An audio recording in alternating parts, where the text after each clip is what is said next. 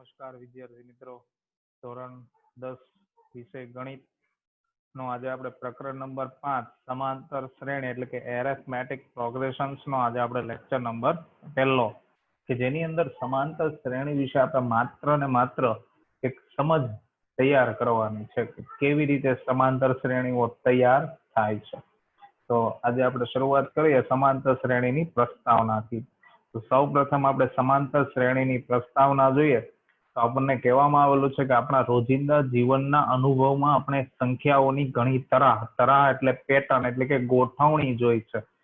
આ પ્રકરણમાં આપણે આગળના પદમાં અચળ સંખ્યાઓ ઉમેરવાથી પછીનું પદ મેળવાય તેવી એક તરાહનો અભ્યાસ કરવાનો છે. એટલે હું તમને ઉદાહરણ તરીકે સમજાવું કે મારી પાસે પ્રથમ સંખ્યા 5 છે. હવે એમાં હું 2 ઉમેરું છું તો પછી મને 7 મળે. એમાં ફરી પાછા 2 ઉમેરું તો મને 9 મળે. એમાં ફરી પાછા 2 ઉમેરું છું તો મને 11 મળે. તો એક તરાહ એટલે કે ગોઠવણી સંખ્યાઓની થાય છે. તો આ સંખ્યાઓની ગોઠવણી છે એના વિશેનો અભ્યાસ આપણે આ ચેપ્ટરની અંદર ડીપમાં ઊંડાણપૂર્વક કરવાનો છે. આપણે એ પણ જોઈશું કે તેનું n-મું પદ અને n ક્રમિક પદોનો સરવાળો. એમનું n-મું પદ એટલે તમને એમ કહેવામાં આવે કે એક શ્રેણી આપેલી છે સમાંતર અને એ શ્રેણીમાંથી 10મું પદ કયું હશે, 15મું પદ કયું હશે, એનું છેલ્લું પદ કયું હશે એટલે કે અંતિમ પદ કયું હશે, એનું છેલ્લેથી 10મું પદ કયું હશે. તો એ એટલામું પદ અથવા એના n ક્રમિક પદોનો સરવાળો એટલે શ્રેણી આપેલી હોય તમને એમ કહે છે કે આ શ્રેણીના મને 500 પદનો સરવાળો કરીને આપો. તો એ 500 પદનો સરવાળો કેવી રીતે મેળવવો એનો અભ્યાસ આપણે આ ચેપ્ટરની અંદર કરવાનો છે. અને ત્યારબાદ આ જ જ્ઞાનનો એટલે કે આ જે શ્રેણી છે એ શ્રેણીનો રોજિંદા જીવનમાં કેટલાક પ્રશ્નો છે જેનો ઉકેલ આપણે મેળવી શકીએ.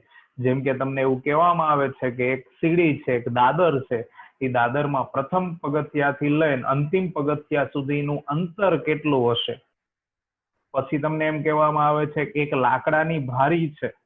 નીચેની સંખ્યામાં એટલે કે નીચે સૌ પ્રથમ 20 ભારી છે, એની ઉપર 19 છે, એની ઉપર 18 છે. તો કુલ કેટલી લાકડાઓની ભારી હશે એ ગણવું છે. તો એના માટે પણ મિત્રો આપણે સમાંતર શ્રેણીનો ઉપયોગ કરવો પડે છે. તો સમાંતર શ્રેણી છે એ આપણા રોજિંદા જીવનમાં પણ ઘણી જગ્યાઓ પર એનો ઉકેલ મેળવવા માટે આપણે કરીએ છીએ. તો સમાંતર શ્રેણીમાં સૌ પ્રથમ આપણને શ્રેણી એટલે શું એ આપણને સમજ હોવી જોઈએ. તો સમાંતર શ્રેણીને સમજતા પહેલા આપણે શ્રેણી નામનો શબ્દ છે ને સમજવાનો પ્રયત્ન કરીએ.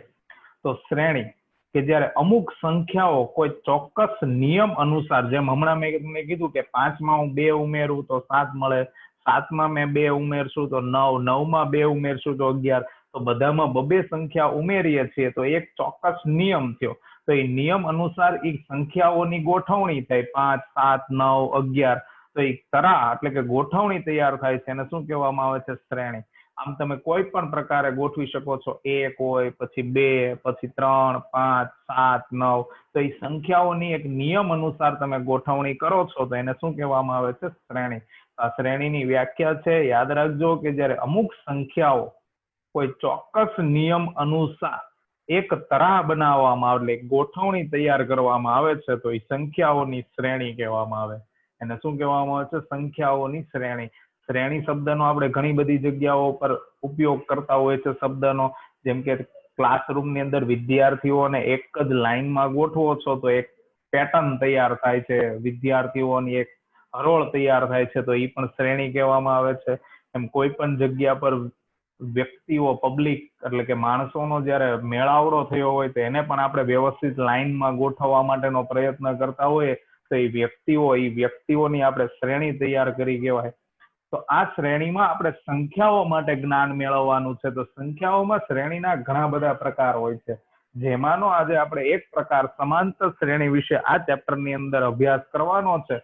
સમાંતર શ્રેણી સિવાય 11, 12 સાયન્સની અંદર તમે જશો અથવા તો કોમર્સ ફેકલ્ટીની અંદર જશો તો એક આના પછી એક બીજી શ્રેણી આવશે જેમનું નામ છે ગુણોત્તર શ્રેણી. જેમનું નામ શું છે? ગુણોત્તર શ્રેણી. તો એ શ્રેણીના પણ નિયમો છે, એ નિયમો આના કરતા અલગ છે થોડા. તો એ શ્રેણીઓની ત્યારે આપણે ચર્ચા કરીશું. હાલ આપણે શ્રેણી કઈ ભણવાની છે? સમાંતર શ્રેણી. તો સમાંતર શ્રેણી કોને કહેવામાં આવે? તો સમાંતર શ્રેણી સમજતા પહેલા તમે જોઈ શકો છો કે શ્રેણીના આપણે ઉદાહરણ લીધા છે 2, 3, 5, 7, 11. આ બધી અવિભાજ્ય સંખ્યાઓ છે જેના ભાગ નથી પડતા, તો આ શ્રેણીને કોની કહેવાય? અવિભાજ્ય સંખ્યાઓની. એવી જ રીતે બીજું ઉદાહરણ લઈએ, 2, 4, 6, 8, 10 આ બધી બેકી સંખ્યાઓ છે તો એને યુગ્મ સંખ્યાઓની શ્રેણી કહેવાય. પછી તમે 1, 3, 5, 7 લીધી હોય તો અયુગ્મ સંખ્યાઓની શ્રેણી કહેવાય. પછી તમે ભાગી શકાય એવી સંખ્યા લીધી એટલે 4, 6, 8, 10, 12 તો એ બધી કેવી શ્રેણી કહેવાય? વિભાજ્ય સંખ્યાઓની શ્રેણી. આમ જુદી જુદી ઘણી બધી શ્રેણીઓ તૈયાર કરી શકાય છે. આ શ્રેણીમાંનો આપણે અભ્યાસ કરવાનો છે સમાંતર શ્રેણીનો. તો સમાંતર શ્રેણી એટલે શું? તો એકદમ સીધું સિમ્પલ છે કે જ્યારે કેટલીક વાસ્તવિક સંખ્યાઓને પ્રથમ પદ સિવાયના, એટલે શ્રેણીની શરૂઆતનું જે પહેલું પદ છે એને પ્રથમ પદ કહીશું. તો એ પ્રથમ પદ સિવાયના દરેક પદમાં, એટલે એના પછીના બધા જ જે પદ આપેલા છે એ પદમાં નિશ્ચિત સંખ્યા ઉમેરવામાં આવે છે. એટલે નિશ્ચિત સંખ્યા ધન પણ હોઈ શકે, નિશ્ચિત સંખ્યા ઋણ પણ હોઈ શકે, ને એ નિશ્ચિત સંખ્યા શૂન્ય પણ હોઈ શકે. તો એ ઉમેરી મેળવી શકાય તેવી ગાણિતિક રચનાને શું કહેવામાં આવે છે? સમાંતર શ્રેણી. તો આ સમાંતર શ્રેણીની વ્યાખ્યા છે કે જ્યારે કેટલીક વાસ્તવિક સંખ્યાઓને પ્રથમ પદ સિવાયના દરેક પદમાં, એટલે એની આગળ પછી જે પદ આવશે, 5 હોય, 10 હોય, 15 હોય, ગમે તેટલા પદ આપેલા, બધા જ પદમાં કોઈ એક નિશ્ચિત સંખ્યા, એટલે માની લો કે આપણે હમણાં વાત કરી કે 5 માં 2 ઉમેરીએ તો 5 આપણું પહેલું પદ હતું, 5 માં 2 ઉમેરીએ તો 7, 7 માં 2 ઉમેરો તો 9, 9 માં 2 ઉમેરો તો 11. તો 2 હતું એ આપણી નિશ્ચિત સંખ્યા હતી, ધન હતી. એવી રીતે ઋણ પણ હોઈ શકે અને શૂન્ય પણ હોઈ શકે. તો એ ઉમેરતા મળતી ગાણિતિક રચનાને શું કહેવામાં આવે છે? સમાંતર શ્રેણી. સમાંતર શ્રેણીમાં સામાન્ય તફાવત ધન, ઋણ કે શૂન્ય હોઈ શકે છે. સામાન્ય તફાવત એટલે શું? તો એની સમજ આપણે આગળ કરવાના છીએ, એટલે અત્યારે એની કોઈ ડીપમાં આપણે ચર્ચા કરીશું નહીં. પણ સામાન્ય તફાવત એટલે તમને એટલું કહી દઉં કે તફાવત એટલે શું થશે? બાદબાકી. શું થશે? બાદબાકી. તો શ્રેણીમાં સામાન્ય તફાવત એટલે કે બાદબાકી છે એ ધન પણ આવી શકે, એ ઋણ પણ આવી શકે અને એ શૂન્ય પણ હોઈ શકે છે. ત્યાર પછી તમે જોઈ શકો છો કે ત્રીજો મુદ્દામાં કીધું કે સમાંતર શ્રેણીના પ્રથમ પદને આપણે સ્મોલ a વડે દર્શાવીશું, અને સામાન્ય તફાવત છે જે આપણે અહીંયા વાત કરી હમણાં કે બાદબાકી જે છે એને d વડે દર્શાવીશું.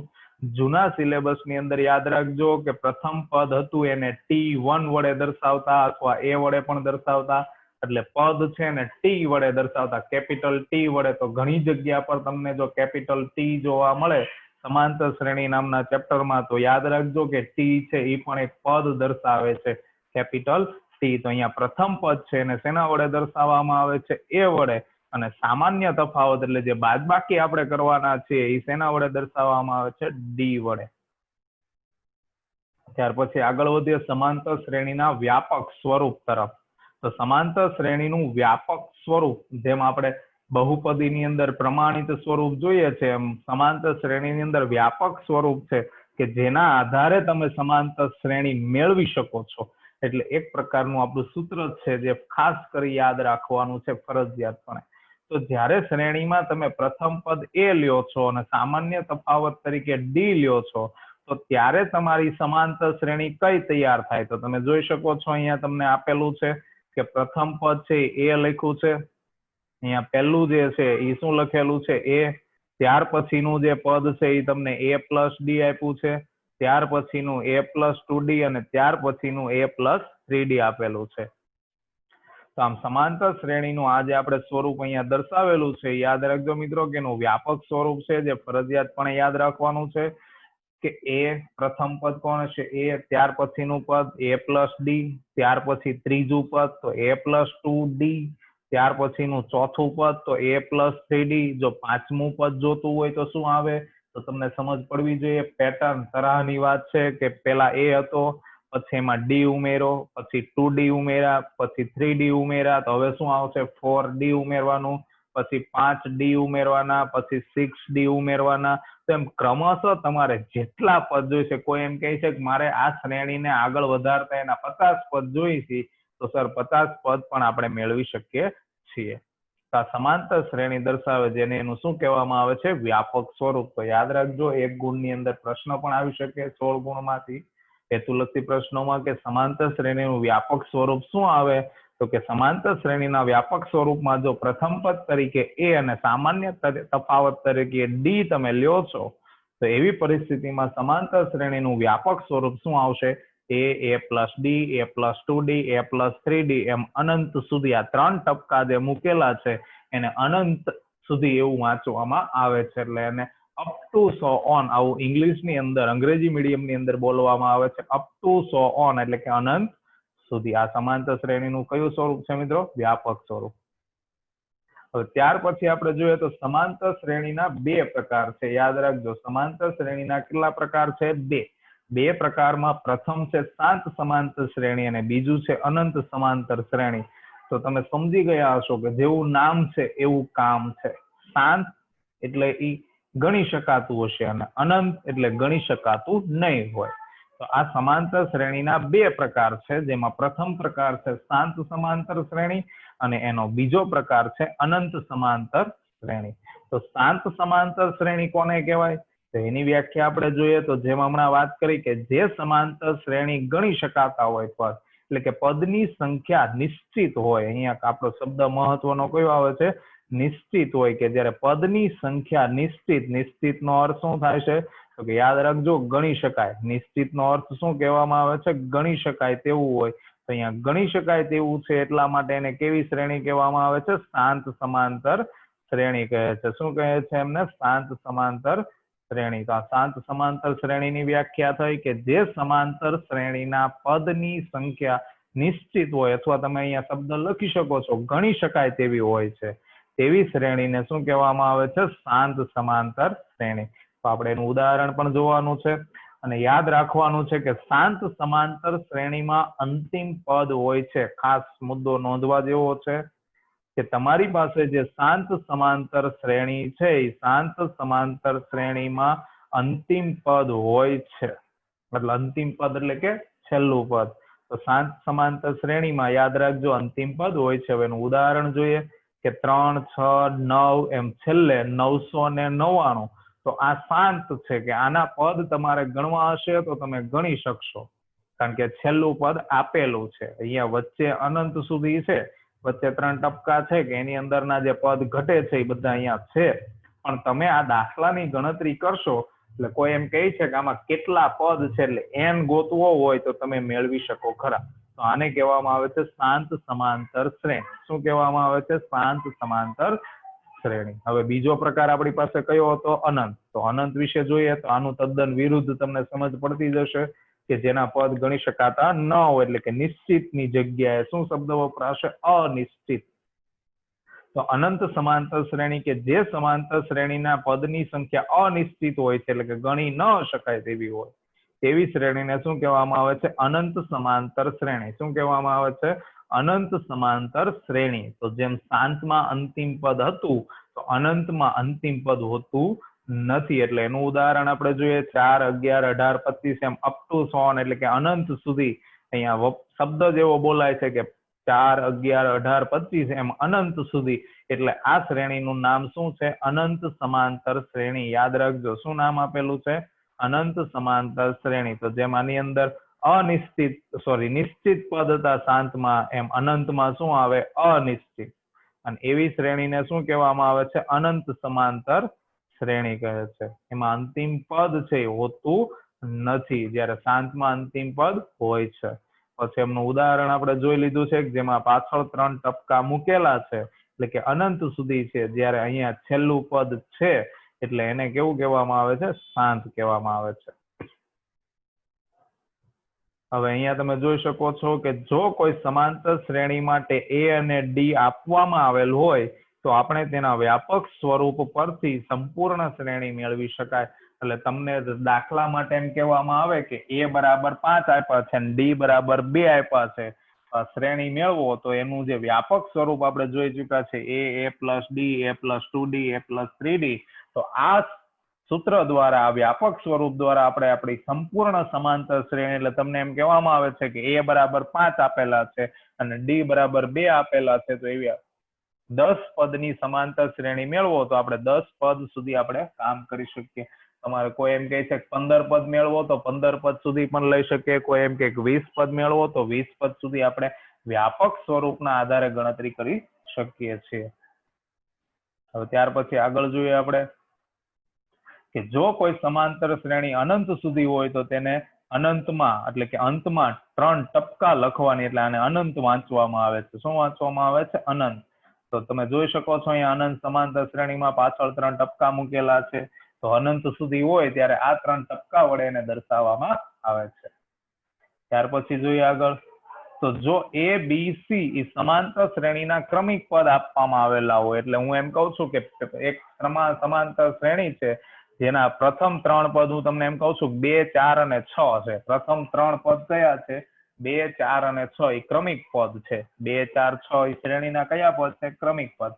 તો હવે આ શ્રેણીમાં જો તમે કોઈ સંખ્યા ઉમેરશો, કોઈ સંખ્યાને બાદ કરશો, કોઈ સંખ્યા વડે ગુણશો અથવા કોઈ સંખ્યા વડે ભાંગશો, તો જે 3 પદ મળશે એ ક્રમિક શ્રેણીના જ પદ હશે. તો સમજવાનો પ્રયત્ન કરીએ આપણે. તો અહીંયા પહેલો મુદ્દો છે કે A, B, C માં કોઈ નિશ્ચિત સંખ્યા k ઉમેરવાથી મળતા પદ. તો અહીંયા તમે જોવો છો કે આ 3 તમારા શ્રેણીના પદ હતા જે મેં કીધું 2, 4, 6. તો એમાં તમે k ઉમેરો છો એટલે એક નિશ્ચિત સંખ્યા છે k. k શું છે? એક નિશ્ચિત સંખ્યા. ઉદાહરણ તરીકે લઈએ કે આપણે બધામાં એક એક ઉમેરીએ. તો 2 માં 1 ઉમેરો તો 3 મળે, 4 માં 1 ઉમેરો તો 5 મળે, અને 4 માં 1 ઉમેરશો તો 6 મળશે, 5 મળશે. તો આપણી પાસે જે શ્રેણી હતી 2, 4 અને 6, 2, 4 અને 6 બધામાં મેં કેટલા ઉમેર્યા? 1. કે 2 માં 1 તો 3 થયું, 4 માં 1 તો 5 થયું, 6 માં 1 તો 7 થયું. તો આપણને કયા 3 પદ મળ્યા? 3, 5 અને 7. તો એ આપણા સમાંતર શ્રેણીના ક્રમિક પદ થાય. હવે એવી જ રીતે કોઈ સંખ્યા બાદ કરશો એટલે આપણે જે 3 પદ હતા એમાંથી હવે કોને બાદ કરવો છે? k ને. તો k ને તમે જોઈ શકો છો બાદ કરે તો પણ એ સમાંતર શ્રેણીના ક્રમિક પદ જ કહેવાય. ત્યાર પછી k વડે તમે ગુણો છો તો જોવો છો અહીંયા તમે ak, bk અને ck, તો પણ એ 3 જે પદ મળ્યા એ સમાંતર શ્રેણીના જ ક્રમિક પદ કહેવાય. એવી જ રીતે તમે k વડે ભાંગો છો તો પણ એ જે 3 પદ છે એ તમારા સમાંતર શ્રેણીના ક્રમિક પદ જ થશે. તો આ એક સામાન્ય નિયમ છે જે યાદ રાખવાનો છે, એટલો બધો ઇમ્પોર્ટન્ટ છે નહીં. કે સમાંતર શ્રેણીના 3 પદ હોય એમાં તમે કોઈ પણ પદને ઉમેરો, કોઈ પણ પદને બાદ કરો, કોઈ પણ પદ વડે ગુણો અથવા કોઈ પણ પદ વડે ભાંગો, પણ તમને જે પદ મળે છે એ સમાંતર શ્રેણીના ક્રમિક પદ જ હશે. આ ખાસ યાદ રાખવાનું છે. હવે આપણે જે આગળ વાત કરી ચૂક્યા સામાન્ય તફાવતની, કે સામાન્ય તફાવત કોને કહેવાય, તો હવે એની ચર્ચા આપણે અહીંયા કરવાની છે. તો સામાન્ય તફાવત એટલે કોઈ સમાંતર શ્રેણીના કોઈ પણ 2 ક્રમિક પદ. યાદ રાખજો, કોઈ પણ 2 ક્રમિક. એવું નથી કહેતો કે પ્રથમ 2 પદ જ લેવા, બીજું ત્રીજું, ત્રીજું ચોથું, ચોથું પાંચમું. કોઈ પણ 2 ક્રમિક પદ તમે લઈ શકો છો. એમના વચ્ચેનો તફાવત એટલે કે બાદબાકી, એમને શું કહેવામાં આવે છે? સામાન્ય તફાવત. તો આ આપણા સામાન્ય તફાવતની વ્યાખ્યા છે, એની સમજ છે કે કોઈ સમાંતર શ્રેણીના કોઈ પણ 2 ક્રમિક પદ વચ્ચેના તફાવતને સામાન્ય તફાવત કહે છે. તો સામાન્ય તફાવત છે એને d વડે દર્શાવવામાં આવે છે, એટલે એનો સંકેત છે d. એમનું સૂત્ર આપણે જોઈએ કે સૂત્ર ખાલી કેવા પૂરતું છે, બાકી તો યાદ રાખવાનું છે કે 2 કોઈ પણ ક્રમિક પદ લઈ લેવાના. a2 - a1 એટલે બીજા પદમાંથી પહેલું પદ બાદ કર્યું, ત્રીજા પદમાંથી બીજું હોય, ચોથા પદમાંથી ત્રીજું હોય, પાંચમા પદમાંથી ચોથું હોય. એમ કોઈ પણ 2 ક્રમિક પદ વચ્ચેનો તફાવત લેશો તો એમને શું કહેવામાં આવે છે? સામાન્ય તફાવત. હવે અહીંયા એક વસ્તુ ખાસ તમારે નોંધ લેવાની છે કે સામાન્ય તફાવત છે. હવે તમને માની લો કે જસ્ટ ઉદાહરણ તરીકે એક શ્રેણી આપેલી છે અને એ શ્રેણી તમને એમ કે સમાંતર શ્રેણી છે કે નહીં એમ ચકાસો. સમાંતર શ્રેણી છે કે નહીં એમ ચકાસો. તમે શું કરશો? તો કે તમારે બધા જ 2 પદ વચ્ચેનો તફાવત લેતું જવાનું. બીજું પહેલું, ત્રીજું બીજું, ચોથું ત્રીજું, પાંચમું ચોથું, એમ 2 ક્રમિક પદ વચ્ચેનો તફાવત લેતું જવાનું. એ તફાવત છે સમાન મળવો જોઈએ. આ વસ્તુ ખાસ ધ્યાન રાખજો. કેવો મળવો જોઈએ? સમાન. જો સમાન મળતો હશે તફાવત તો જ એ સમાંતર શ્રેણી કહેવાશે. સામાન્ય તફાવત છે એ કેવો મળવો જોઈએ? સમાન. તો જ એને શું કહેવામાં આવે છે? સમાંતર શ્રેણી. અન્યથા એટલે કે જ્યારે સામાન્ય તફાવત સમાન ન મળે તો એવી પરિસ્થિતિમાં જે શ્રેણી છે એ સમાંતર શ્રેણી કહેવાશે નહીં. આ વસ્તુ ખાસ ધ્યાન રાખવાની છે, દાખલા માટે જરૂરી છે. કારણ કે આવતા લેક્ચરની અંદર જ્યારે આપણે ઉદાહરણો અથવા તો સ્વાધ્યાયના પ્રશ્નો દ્વારા એની શરૂઆત કરીશું તો સૌ પ્રથમ મુદ્દો આ જ આપણો હશે કે સમાંતર શ્રેણી છે કે નહીં ચકાસો. તો યાદ રાખજો, સમાંતર શ્રેણી મેળવવા માટે શું કરવું પડે છે? તો કે એમનો તફાવત છે બે ક્રમિક પદ વચ્ચેનો, એ બે ક્રમિક પદ વચ્ચેનો તફાવત છે એ સમાન મળવો જોઈએ, અને જો સમાન ન મળે તો એ સમાંતર શ્રેણી કહેવાતી નથી. તો આજનો આપણો લેક્ચર હતો એ મિત્રો અહીંયા પૂર્ણ થાય છે. જે થિયરી છે એ મહત્વની હતી, એટલી બધી જ થિયરીઓ આપણે શીખી ગયા છે, તો વ્યવસ્થિત રીતે એને તૈયાર કરવાની છે. હવે આવતા લેક્ચરની અંદર આપણે ઉદાહરણ અને થોડા સ્વાધ્યાયના પ્રશ્નો દ્વારા સમજ મેળવીશું, અને ત્યારબાદ આપણે થોડા એમના સૂત્ર છે જેની આપણે ચર્ચા કરી અને આગળ અભ્યાસને ચાલુ રાખીશું. તો આભાર મિત્રો. જો તમને વિડીયો ગમ્યો હોય મિત્રો, જો મજા આવી હોય વિડીયોમાં, તો અમારી ચેનલને સબસ્ક્રાઇબ કરો, લાઈક કરો, વિડીયો વધુ ને વધુ શેર કરો, અને હા, બેલ આઇકોન પર ક્લિક કરવાનું ભૂલતા નહીં. જય શ્રી કૃષ્ણ.